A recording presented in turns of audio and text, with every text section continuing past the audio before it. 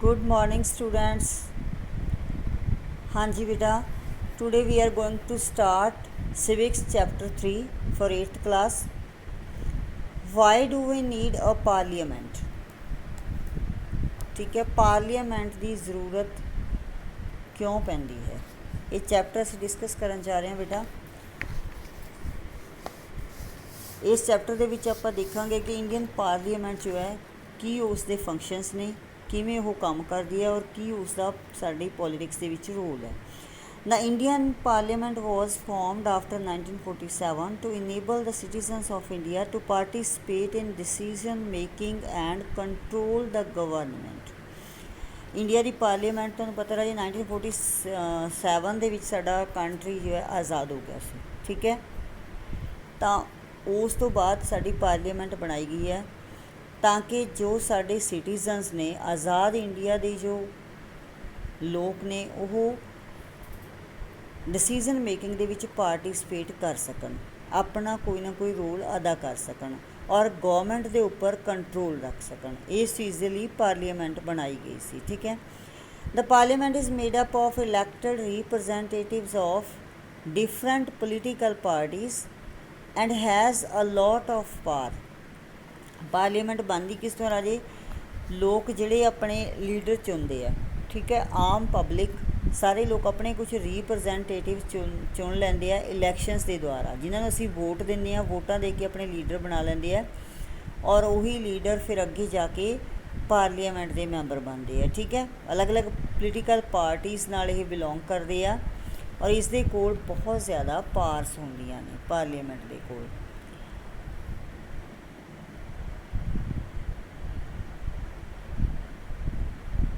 The parliament consists of total 543 representatives. Parliament के कितने member होंगे राजे? 543 मैंबर है पार्लीमेंट के साढ़े। They are called member of parliaments, ठीक है। या तो उन्होंने असी मैंबर ऑफ पार्लीमेंट्स कहने, अदरवाइज उन्होंने MPs भी कहा जाता है। पार्लीमेंट के राजे 2 हाउसिस है, लोक सभा लोअर हाउस एंड राज्य सभा अपर हाउस, ठीक है। जिन्हों मतलब उसकी हीड करने वाले होंगे 2 प्रिजाइडिंग ऑफिसर है, पहला हैगा स्पीकर एंड सैकेंड चेयरमैन। ये 2 ऑफिसर होंगे जिहड़े कि पार्लीमेंट नूं संभालते हैं, ठीक है। The vice president is the chairman of राज्य सभा। जिहड़ा वाइस प्रेजिडेंट होंदा साडी कंट्री का, वो राज्य सभा का चेयरमैन होंदा, ठीक है। राज्य सभा जिहड़ा कि पार्लीमेंट का हाउस है। In the parliament some seats are reserved for SC ST and women candidates. राजे हुण ये की हुंदा, रिजर्वेशन का मतलब की हुंदा कि जिन्नियां भी सीटां ने पार्लीमेंट, जिवें 543 सीट्स ने, उस दे विचों कुछ परसेंट सीट्स जोड़ियां ने वो जिवें SC कैटागरी के लोग जोड़े है, तुहानूं पता ना कैटागरीज बनिया हुई अपने, किसी की SC है, किसी की ST है, किसी की OBC है और कोई जनरल कैटागरी के विच आंदा है ना। तो इस करके जिहड़े SC एंड ST लोग ने उन्हां दे वास्ते रिजर्व सीटां रखियां होंदियां, जिवें कोई 20% या 27%, वूमन के लिए 30%, है ना। मीनस कि 100 के विचों 30 सीट्स जिहड़ियां वो वीमेंस के लिए होणगियां, मतलब कुछ परसेंटेज है। ये जस्ट एक एग्जाम्पल दे रही है तुहानूं, कुछ परसेंट सीट्स जिहड़ियां ने वो रिजर्व रखियां गईयां कि ये सीट्स जिहड़ियां इन्हां लोकां दे मैंबरस चुन के ही फिल कीतियां जाणगियां, ठीक है। मतलब ये नहीं हैगा कि सारे के सारे जिहड़े मैंबर है वो मीनस जनरल कैटागरी के होण, एवें नहीं हुंदा। कुछ जिहड़ियां सीटां ने वो इन्हां कैटागरीज के लिए रिजर्व रखियां गईयां ने, ठीक है।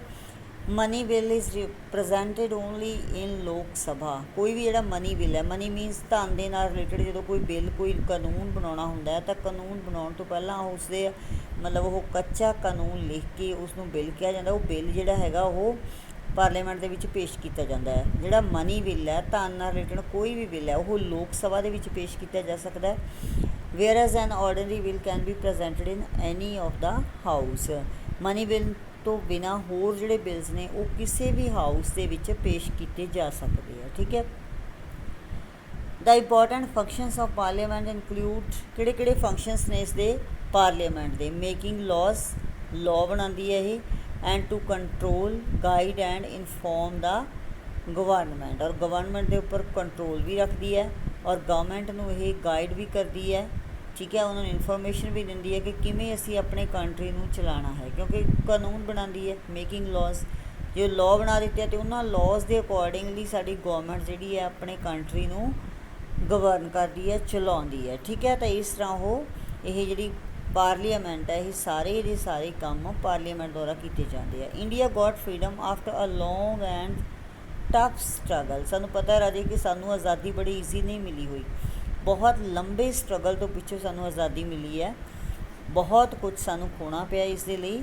ਇਨ this struggle for freedom people from different backgrounds participated. ਸਾਨੂੰ ਪਤਾ ਕਿ ਇਹ ਜਿਹੜੀ ਸਟਰਗਲ ਸੀ, ਆਜ਼ਾਦੀ ਦੀ ਜਿਹੜੀ ਸਟਰਗਲ ਸੀ, ਉਸ ਦੇ ਲਈ ਕਿਸੇ ਇੱਕ ਕਮਿਊਨਿਟੀ ਵਾਲੇ ਲੋਕ ਨਹੀਂ ਸੀ ਜਾਂ ਥੋੜ੍ਹੇ ਬਹੁਤੇ ਗਰੁੱਪਸ ਦੇ ਲੋਕ ਨਹੀਂ ਸੀ, ਬਲਕਿ ਅਲੱਗ-ਅਲੱਗ ਗਰੁੱਪਾਂ ਦੇ ਬਹੁਤ ਸਾਰੇ ਅਲੱਗ-ਅਲੱਗ ਬੈਕਗਰਾਊਂਡ ਵਾਲੇ, ਅਲੱਗ-ਅਲੱਗ ਰਿਲੀਜਨ ਵਾਲੇ, ਅਲੱਗ-ਅਲੱਗ ਜਿਵੇਂ ਆਪਾਂ ਕਹਿ ਸਕਦੇ ਹਾਂ ਕਾਸਟਸ ਵਾਲੇ, ਅਲੱਗ-ਅਲੱਗ ਆਕਿਊਪੇਸ਼ਨਸ ਵਾਲੇ, ਇਹਨਾਂ ਦੇ ਕਿੱਤੇ ਵੀ ਅਲੱਗ ਨੇ, ਇਹਨਾਂ ਦਾ ਕਲਚਰ ਵੀ ਅਲੱਗ ਸੀ, ਜਿਨ੍ਹਾਂ ਦੇ ਮਤਲਬ ਬੈਕਗਰਾਊਂਡਸ ਵੀ ਅਲੱਗ ਸੀ, ਹੈ ਨਾ। ਇਸ ਤਰ੍ਹਾਂ ਦੇ ਬਹੁਤ ਸਾਰੇ ਲੋਕਾਂ ਨੇ ਇਸ ਮੂਵਮੈਂਟ ਦੇ ਵਿੱਚ ਪਾਰਟੀਸਪੇਟ ਕੀਤਾ ਸੀ, ਠੀਕ ਹੈ। ਸੌਰੀ,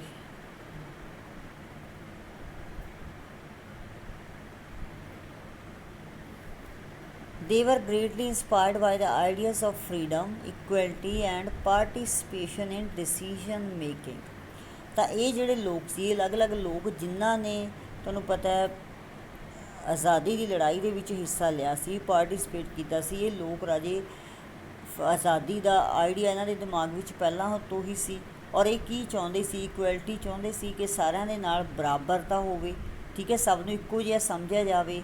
ਔਰ ਦੂਸਰਾ ਚਾਹੁੰਦੇ ਸੀ ਕਿ ਡਿਸੀਜ਼ਨ ਮੇਕਿੰਗ ਦੇ ਵਿੱਚ ਹਰ ਬੰਦੇ ਦਾ ਕੋਈ ਨਾ ਕੋਈ ਰੋਲ ਹੋਣਾ ਚਾਹੀਦਾ, ਸਾਰੇ ਲੋਕਾਂ ਨੂੰ ਡਿਸੀਜ਼ਨ ਮੇਕਿੰਗ ਦੇ ਵਿੱਚ ਪਾਰਟੀਸਪੇਟ ਕਰਨਾ ਚਾਹੀਦਾ। ਇਸ ਤਰ੍ਹਾਂ ਨਾਲ ਲੋਕਾਂ ਦੀ ਸੋਚ ਸੀ ਜਿਹੜੇ ਕਿ ਆਜ਼ਾਦੀ ਦੀ ਲੜਾਈ ਲੜ ਰਹੇ ਸੀ, ਠੀਕ ਹੈ। ਬਾਕੀ ਆਪਾਂ ਨੈਕਸਟ ਵੀਡੀਓਜ਼ ਕਰਦੇ ਹਾਂ ਰਾਜੇ। Thank you.